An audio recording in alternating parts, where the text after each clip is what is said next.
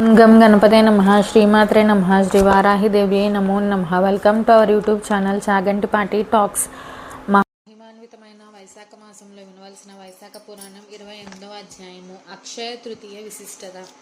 నారద మహాముని అంబరీషునకు వైశాఖ మహిమను వివరించుచు ఇట్లా నేను శృతదేవుడు శృతకీర్తి మహారాజుతో ఈ విధంగా పలికెను. మహారాజా, వైశాఖ శుద్ధ తృతీయను అక్షయ తృతీయమన అందురు. అది మిక్కిలి పవిత్రమైనది. ఆనాడు చేసిన పాపం సర్వ పాపహారము శ్రీహరి పదమును కలిగించును. ఈనాడు దేవతలకు, ఋషులకు, పితృదేవతలకు తర్పణాదులు నీయవలను. ఈనాడు చేసిన దానికి విశేష ఫలము కలదు. ఈనాడు శ్రీహరిని పూజించి శ్రీహరి కథను వినిన వారు ముక్తి పొందుదురు. ఈనాడు చేసిన దానమును అక్షయ ఫలము ఇచ్చును. ఈ తిథి దేవతలకు, ఋషులకు, పితృదేవతలకు ముగ్గురికి తృప్తిని కలిగించును. ఈ తిథికి ఈ మహిమ వచ్చిన కారణమును చెప్పుదును వినుము. పూర్వం ఇంద్రునకు బలిచక్రవర్తితో పాతాళమున యుద్ధం జరిగెను. ఇంద్రుడు వాణ్ణి జయించి తిరిగి వచ్చుచు భూలోకమున చేరెను. మార్గమున ఉన్న ఉతద్య మహాముని ఆశ్రమంలోనికి వెళ్ళెను. త్రిలోక సుందరియు గర్భవతి అనుగు వాని భార్యను చూసి మోహించెను. ఆమెను బలాత్రముగా అనుభవించెను. ఆమె గర్భమునున్న పిండము ఇంద్రుని వీర్యం లోనికి రానియక పాదం అడ్డుగా ఉంచెను. ఇంద్రుడు కోపించి వానిని గుడ్డివాడవగమని శపించెను. వాని శాపమును అనుసరించి మునిపత్ని గర్భం నుండి పుట్టిన బాలుడు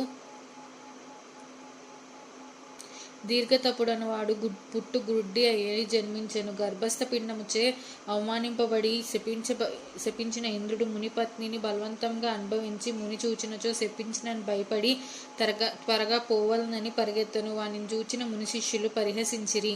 ఇంద్రుడు సిగ్గుపడి మేరుపర్వత గుహలో దాక్కొనెను. ఇంద్రుడిట్లు మేరు గుహల్లో దాగినట్లు తెలుసుకొని బలిమున్నగు రాక్షసులు అమరావతిని ఆక్రమించి దేవతలను తరిమిరి. ఏమి చేయుటకు తోచని దిక్కులేని దేవతలు బృహస్పతిని చేరి ఇంద్రుని విషయం అడిగిరి. బృహస్పతియు దేవతలకు ఇంద్రుని పరిస్థితిని వివరించి ఇంద్రుడు సచీ సహితుడే మేరుపర్వత గుహలో ఉన్నాడని చెప్పాను. అప్పుడు వారందరూ మేరుపర్వత గుహను చేరి ఇంద్రుని బహువిధములుగా స్తుతించిరి. బృహస్పతి మొదలగు వారి స్థుతులను విని ఇంద్రుడు పడుచు వచ్చి వారికి కనిపించెను. బలిమున్నగు వారు స్వర్గం ఆక్రమించారని దేవతలు చెప్పిరి. పరస్త్రీ సంఘదోషం నేను అశక్తుడై ఉన్నానని ఇంద్రుడు వారితో చెప్పాను.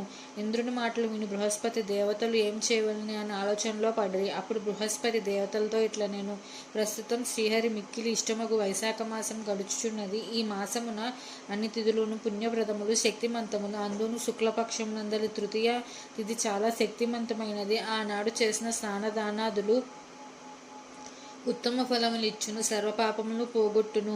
కావున ఆనాడు ఇంద్రుని వైశాఖ ధర్మములు ఆచరింపజేసినచో ఇంద్రుని పాపం పోయి పూర్వపు బలము, శక్తి యుక్తులు మరింతములై వచ్చునని చెప్పాను. అందరూ కలిసి ఇంద్రునిచే అక్షయ తృతీయ నాడు ప్రాతకాలం స్నానము, తర్పణాదులు, శ్రీహరి పూజ, కథాశ్రవణము మున్నగువాన్ని చేయించిరి. ఇంద్రుడును అక్షయ తృతీయ ప్రభావమున శ్రీహరి కృపచే మిక్కిలి శక్తిమంతుడే దేవతలతో కలిసి బలిని రాక్షసుల్ని తరిమి అమరావతిని గెలుచుకొని ప్రవేశించెను. అప్పుడు దేవతలు యజ్ఞాదులందు తమ భాగములు మరలా పొందిరి. మునులను రాక్షస వినాశనం వలన నిశ్చింతగా తమ యజ్ఞయాగమును వేదాధ్యయనాదులు కొనసాగించిరి. పితృదేవతలను యథాపూర్వముగా తమ పిండములను పొందిరి. కావున అక్షయ తృతీయ దేవతలకు, మునులకు, పితృదేవతలకు సంతోషమును కలిగించినది అయ్యేను.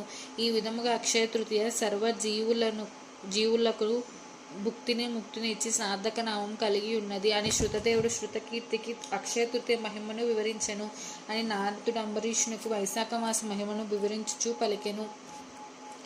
28వ రోజు పారాయణం సంపూర్ణం. మా వీడియో మీకు నచ్చినట్టయితే లైక్ చేయండి. అలానే మీ శ్రేయోభిలాషులందరికీ షేర్ చేయండి. మరిన్ని ఇలాంటి వీడియోల కోసం మా ఛానల్ని సబ్స్క్రైబ్ చేసుకోండి. Please subscribe our channel. ఓం నమో నారాయణాయ. Thank you.